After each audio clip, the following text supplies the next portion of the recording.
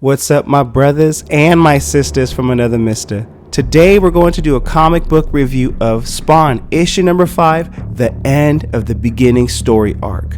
Brought to you by Rated Comics. Let's get to it. At the Wingate Institution, Billy Kincaid has read his rights and claimed to be a cured man. He is being released from jail after good behavior. Let's not forget his lawyer's efforts, a technicality, and Dr. Reynolds' testimony stating Billy Kincaid's competence. This is an eerie man who murders children just for fun.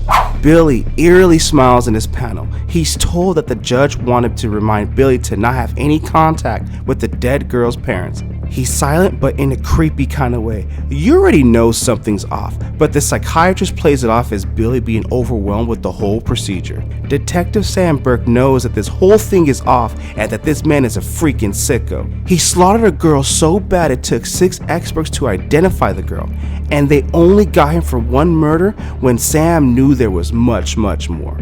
Sam can tell by looking into Billy's eyes that he's not a cured man. Inside Billy's head, time is his friend. That's what helped him with the sentence. It was worth the wait, and he remembers those good times. It was so easy to lure children into this ice cream truck because children do love their sweets. During his sentence, he never stopped thinking about it. He hated that he didn't remember all their names. He sings his favorite song, "You scream, I scream, we all scream for ice cream."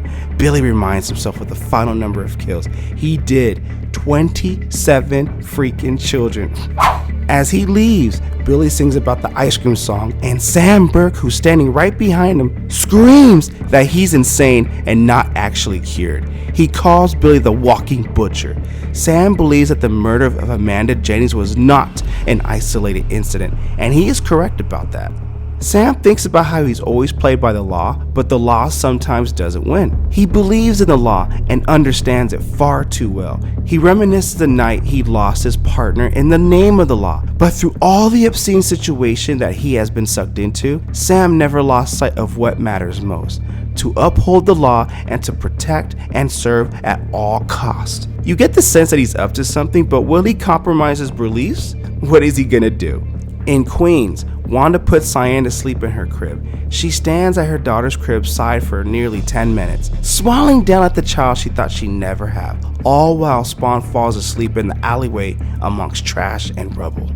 Sam and Twitch Williams discuss the release of Billy at the New York City Police Headquarters. Sam doesn't know why, but his blood boils every time he thinks of Billy. Part of it is because with that girl, Jennings, he did things to her that were beyond belief, like pulling her teeth out by pliers and dropping maggots into her cuts. And that's based on the reports that Sam read. Twitch reminds Sam that Billy's constitutional rights must be upheld, even though this is very close to him because Twitch has 7 children that he loves dearly. Sam vents some more about this, and Twitch offers that they might be able to find a loophole in all this. They agree to perform a midnight stakeout to see if Billy has reformed, just a couple friends doing a little male bonding in the same neighborhood by coincidence near a certain kid killer at that. 2 days after his release, Billy takes Shirley Johnson. He offers her a free popsicle, anything she wants from his selection inside his truck.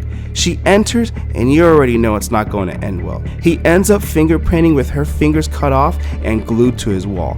And to make matters more unsettling on Billy, he dresses up and we see Shirley's bloody dress on the floor. Now we fast forward to Cyan, excited to see Wanda after daycare. And by the way, if you're liking the content so far, you know what to do. Like the video and subscribe to this channel. Here at Rated Comics, we do awesome comic book reviews, comic book related content with the occasional comic book giveaway.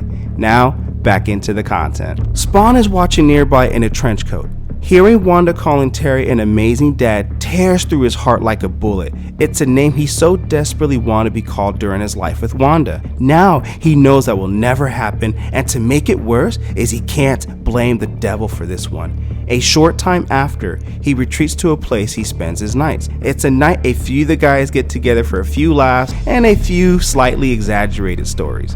In this panel, bums get hit by cops. The cops are driving like this because they got a robbery in progress and they're rushing to get to the scene of the crime. Not the greatest excuse to run over the homeless in alleyways, but that's their reasoning. By the way, link in description if you wish to add this comic book and or any of Rated Comics exclusives to your comic book collection. Support the art, support the industry. The boys in the alleyway express their disapproval that the cops can break the law to everyone and no one is looking their way when they do it. And they're not protecting or serving from anything. An example of that is the release of Billy Kincaid. They express anger over his release. Spawn overhears, recalls how he was hired by Jennings for a hit on Kincaid. Cops go to him first. Problem was, they found all the mutilated bodies but evidence went missing, and then the shack blew up. What bothered Al Simmons as he watches Billy gets arrested by the cops was that he was smiling in a creepy manner. He found out 2 weeks later in an abandoned shack in Northeast Virginia were remains, multiple bodies, all kids so mutilated that they never did get the final body count. The shack belonged to Billy Kincaid.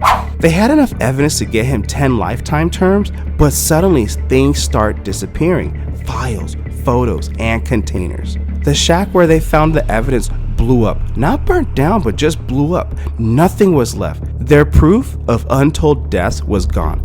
The real kicker was Jason Wynn then told everyone to drop the case, and they did. No questions asked. It was one of the 1,000 reasons why Jason and Al fought. So Al put it on the back burner for the time being. It wasn't the hill to die on, so to speak. Realizing this, Spawn needs a distraction from all this craziness he's been going through. His adrenaline is pumping now. Anger. With all that's wrong in his life, the only way to take his mind off of things is with work. He intends on cleaning up that mess he left behind. He leaves to take out Billy once and for all. With Sam and Twitch on stakeout outside of Billy's house, Spawn sneaks in through the back. Sam and Twitch do not notice Spawn. Upon looking in the window, Spawn spots Shirley Johnson's bloody dress. He thinks to himself that it doesn't matter who he takes out next. It could be anyone's kids at this point. Even Wanda's, and that's all the motivation he needs to go through it to the end. He's about to add another soul to Malbosia's army. Issue number 4 reference. Spawn moves into the house to make his move. Twitch spots a caped figure in the back and they both move in. Billy pulls out a knife with that eerie grin on his face. Sam wonders if the caped figure works with Kincaid. Sam and Twitch kick down the door and once inside the house, they find the evidence, but no Billy. Back at the New York police headquarters, Sam and Twitch begin plotting their search for Billy. When they walk into a back room, they find Billy Kincaid's body, bloodied and strung up with chains and a note with popsicles impaled inside of him. It reads, "Boys scream and girls scream, so I made him scream and scream and scream." And that is the end of this issue, Spawn, issue number 5, and the end of Spawn, the beginning story arc. What a brutal issue.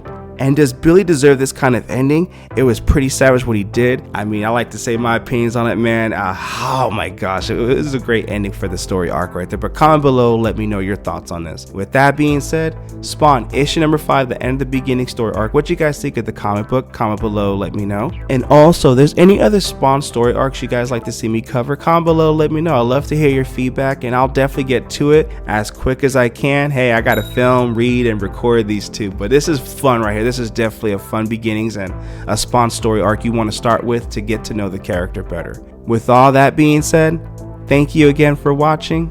Until next time.